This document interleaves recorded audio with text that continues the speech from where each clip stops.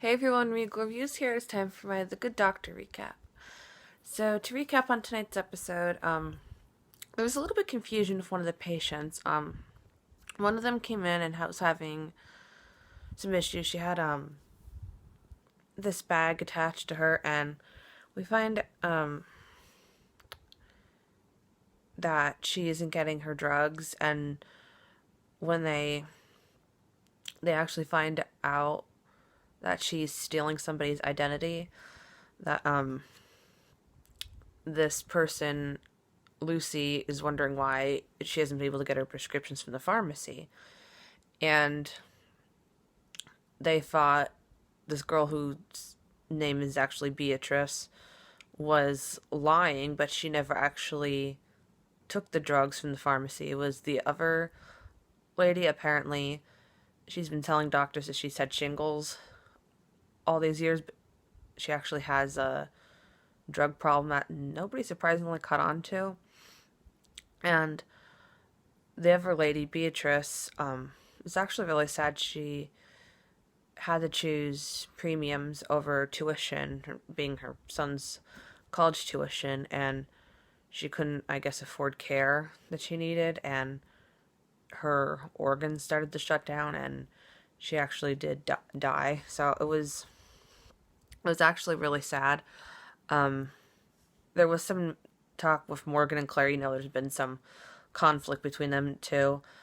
Morgan was saying how I think that she had a troubled upbringing, I guess like Claire's, but Claire found out that, that she's actually comes from a very privileged family. The other patient was born with the ability not to smile, and that's going to be hard to go through life like that. She is going to have this surgery where it can make her smile again, but Sean tells her the possible side effects that could come during that, and she decides not to have the surgery. But that's a factor, but it's not the real reason why she chooses not to have the surgery. It's the fact that she's worried her dad won't be able to afford the surgery, because I guess technically it's not a necessity surgery. It's considered an elective surgery. And the one of the board members goes to talk to an insurance company. I mean, not insurance company, somebody that works for an insurance company, to get it approved, which he got it about 85% approved for the surgery. So she goes to have the surgery, and it looks, everything's okay at first, but she's not waking up at all. And they find out that she might actually be brain dead. And when I heard that, I felt completely numb. Like, this girl's lived her whole life without being able to smile, and all she wanted was to smile. And her dad, convinced her to have the surgery, saying her mom's smile is what made him fall in love with her and have that happen. But it turns out she was actually still under this type of anesthesia, so she was actually able to smile again. I was so happy to hear that. Sean, I think, could relate to her, because when we have Asperger's, we tend to have a hard time figuring out if somebody's being serious or if somebody's joking or not, and vice versa as well. So Sean definitely was able to relate on that level. And throughout the whole episode, he was trying to prove that smiling's contagious, because one of the board members said that smiling's the most contagious thing ever, like it releases endorphins. So he was trying to smile at everyone to see if the endorphins would be released, and he found that they weren't really smiling. Sean did meet Glassman again. They interacted a bit by this cafe, and he actually introduces Glassman to the coffee barista, named Debbie, and thought they had. It almost appeared at first like they didn't have anything in common, but turns out they had a common interest in cars. So they had like a mini date in the hospital, but then they actually go out for a real date, and it was a little bit confusing because it looked like Glassman was confused. I didn't know if he was having like a stroke or something, but he ends up having Debbie has to call an ambulance. So yeah, I feel really bad there. I'm wondering exactly what his issue is. But what I felt extremely like heartbroken was at the end of the episode when Sean brings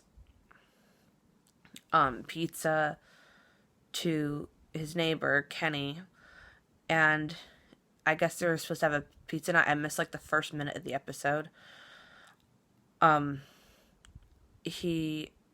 actually took Sean's TV and took the pizza that Sean bought, and they were supposed to have a pizza night, and Kenny said he's not allowed to come in, basically implying that he won't fit in with that crowd and he's not welcome there. And I'm like, what the hell? He's like taking advantage of Sean because he knows he can, and Sean doesn't realize it yet. It was so heartbreaking to see that. Like I knew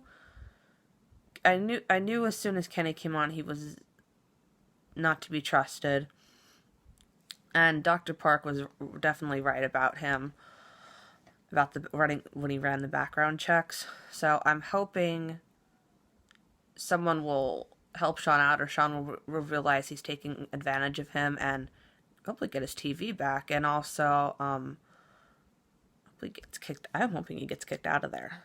The little subplot on tonight's episode, I always forget this character's name. I think his name is Justin. We see that he has a patient that we've seen in previous episodes, where she had this type of new thing to improve her skin. I think it was some